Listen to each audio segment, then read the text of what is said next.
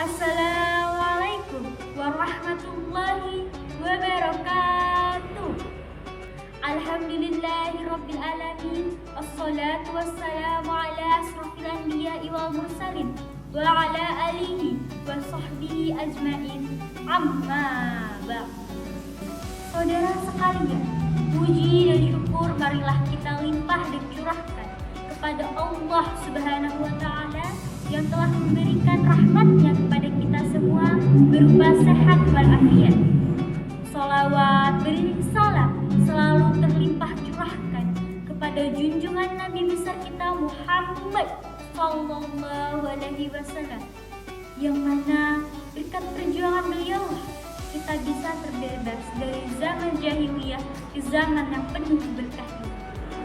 Saudara yang dirahmati Allah Subhanahu wa taala, tidak terasa kita telah memasuki bulan yang penuh keberkahan, yakni bulan suci Ramadan.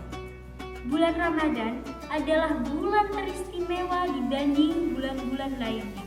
Banyak sekali keistimewaan di bulan ini yang tidak dapat ditemukan di bulan-bulan lainnya.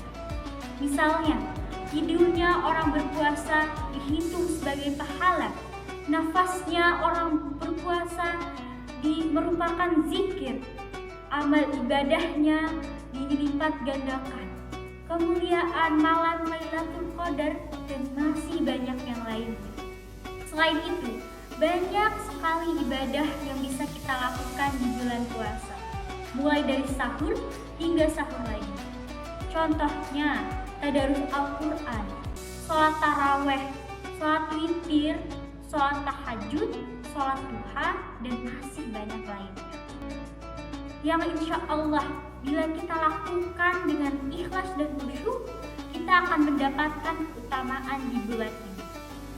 Sebagaimana pada firman Allah Subhanahu wa taala pada surah Al-Baqarah ayat 183 yang berbunyi, A'udzu billahi minasyaitonir rajim.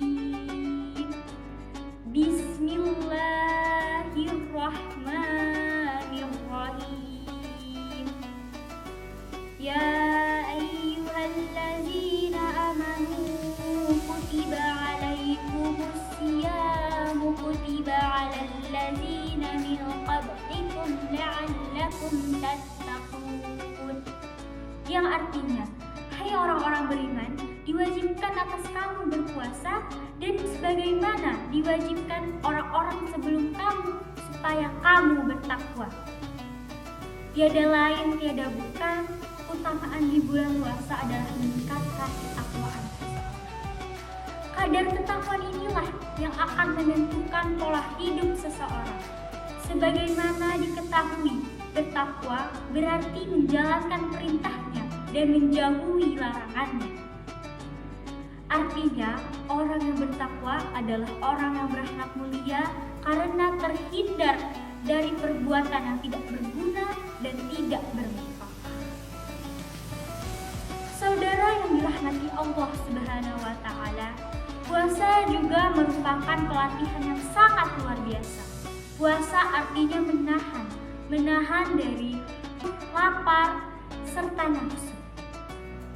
Mulai dari waktu sahur hingga waktu berbuka. Puasa juga dapat melatih fisik dan mental. Tentu bagi seseorang yang menjalankannya dengan totalitas. Artinya, puasa dijalankan dengan rasa ikhlas dan sabar. Bagaimana puasa bisa melatih fisik dan mental? Fisik orang yang sedang berpuasa akan lebih baik, stabil, dan sehat karena proses pencernaan orang yang sedang berpuasa sudah beristirahat ketika kita menjalankannya. Begitu pula dengan mental. Mental berarti kita harus menjaga diri kita dari emosi yang berlebihan. Artinya kita harus mengendalikan emosi kita. Contohnya, yang biasanya di bulan-bulan selain bulan puasa kita sering marah-marah tidak jelas, di bulan puasa kita bisa berlatih dengan bersabar, dengan tidak marah-marah tidak jelas. Saya pernah dengar berpuasa adalah separuhnya dari sabar. Dan sebaliknya, sabar adalah separuhnya dari puasa.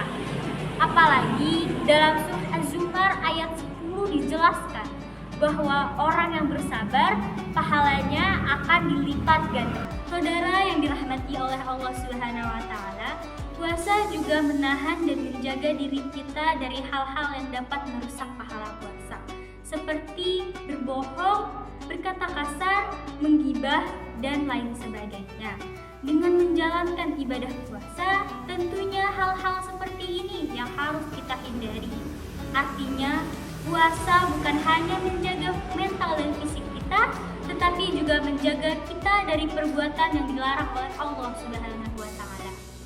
Jadi saudaraku sekalian, puasa dapat membantu kita menjadi manusia yang lebih bertakwa, melatih diri kita menjadi lebih sabar, ikhlas, dan berperilaku baik, sehingga terhindar dari larangan Allah Subhanahu wa taala. Harapannya, dengan berlatih di bulan suci Ramadan yang penuh berkah ini dapat menumbuhkan karakter diri kita masing-masing. Tidak dapat dipungkiri, karakter itu harus tumbuh dari esensi diri kita masing-masing. Yang penting B, P, dan T. Apa itu? Belajar, pahami, dan terapkan. Insya Allah hidup kita akan dipenuhi dengan keberkahan. Amin ya rabbal alamin. Sekian yang bisa saya sampaikan. Kurang lebihnya saya mohon maaf. Yang baik datangnya dari Allah dan yang buruk datangnya dari saya pribadi. Akhirul kalam. Wassalamualaikum warahmatullahi wabarakatuh.